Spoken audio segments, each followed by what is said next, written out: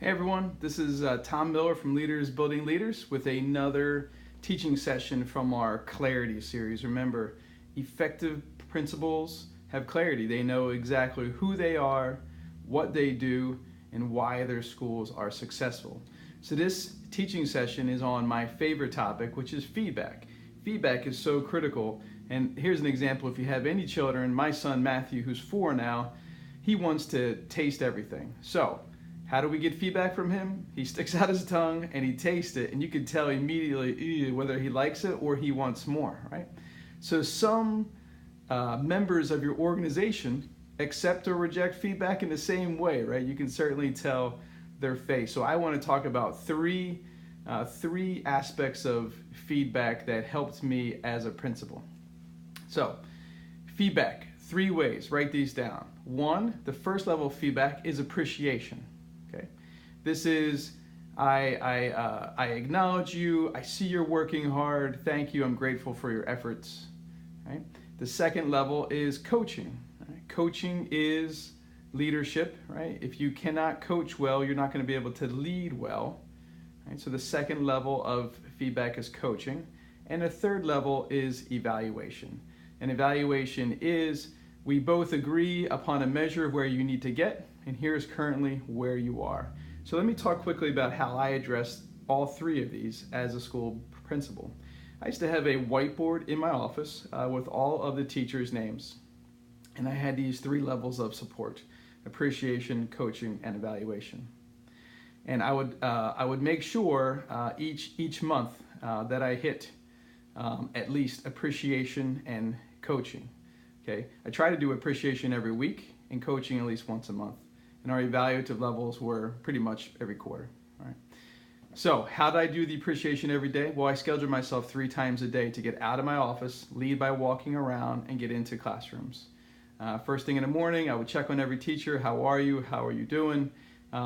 Seeing everybody's mannerisms. Okay, just feeling the culture of the school. Second time around might be during a heavy transition period, maybe during lunchtime, where a lot of students were out. And the third time might be towards the end of the day, just getting everybody prepped. So how did I give this feedback? Usually I just carried maybe like a Post-it note, and I would write down something great I saw happening in the classroom, and I would leave that note for that teacher. Maybe write on a whiteboard, or if I had a chance to interrupt, or if there was a pause, just to give them just a verbal praise, a verbal pat on the back, and specifically tell them what they did. Like, I love the way that you were giving think time to your students, right? Or I love the way that you specifically praised Johnny for raising his hand and not calling out. Whatever it was, I tried to be exact because I believe that if you want to see, you need to reward the behavior you desire to see, and the more that you praise it, the more that you'll get. And the best thing about praise is it makes 2 people feel great, the recipient and the person giving it. So that's how I did my appreciation. The level 2 was coaching. And we as a team created a walkthrough protocol that was designed based upon the professional development that we gave during that year, our non-negotiables in the classrooms, and the expectations that we wanted to see. So that was student engagement, strategies, or organization, time on task. Okay, so there's a lot of elements. If you would love to see a copy of this protocol, email me at tom@leadersbuildingleaders.com. You can go to our website and email me, or send me a message through this YouTube video. So each month I would go through and I would do 2 things. One is on the front side we had all these check-offs, and I would write notes, and the notes would be based upon evidences that I saw, and then maybe comments or feedback, right, or questions for them. And the questions weren't necessarily for them to answer to me. The questions were for them to reflect upon themselves, and our next time that we had a time to sit down, we could talk through them. But on the back side, I used to actually draw a map of the classroom. I'd spend maybe 10 to 15 minutes in the class, and I would draw a map of the class, and I would map the flow of the actual teacher's time. I would I would draw a line where they went. I would put little times next to it to show how long they stayed in an area. If they looked like, and then I would, draw little desks. And if the students participated by raising their hand, I would put a plus. If they called out, I would put a 0 with a, slash mark on it. So they could have an understand, or if a kid had a question, I'd write a question mark on it. So they had an understanding of who was participating in a class and who they were gravitating towards most often. I've always found this was the most effective feedback. Teachers always love to kind of see where they were and how they're mapping around the classroom. All right, so I would try to do that once a month. So if I got to a teacher 6 to 8 times in a year, that was great.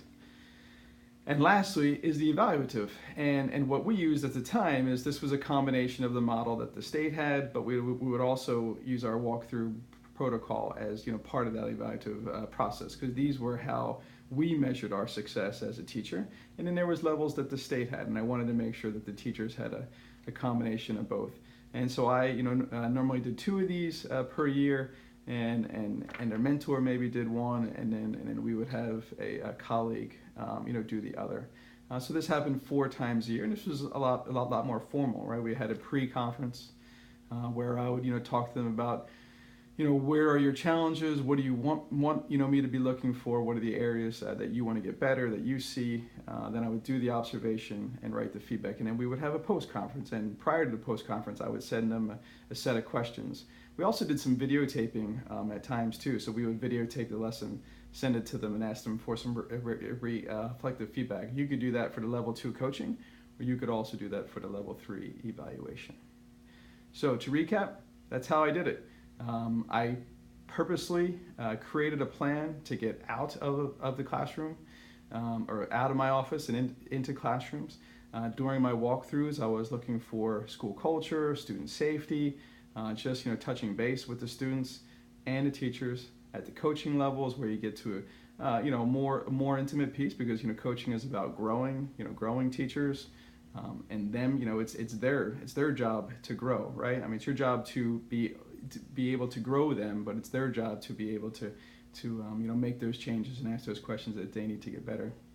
And then the evaluative process, which really showed a summative piece of how they were growing as an individual.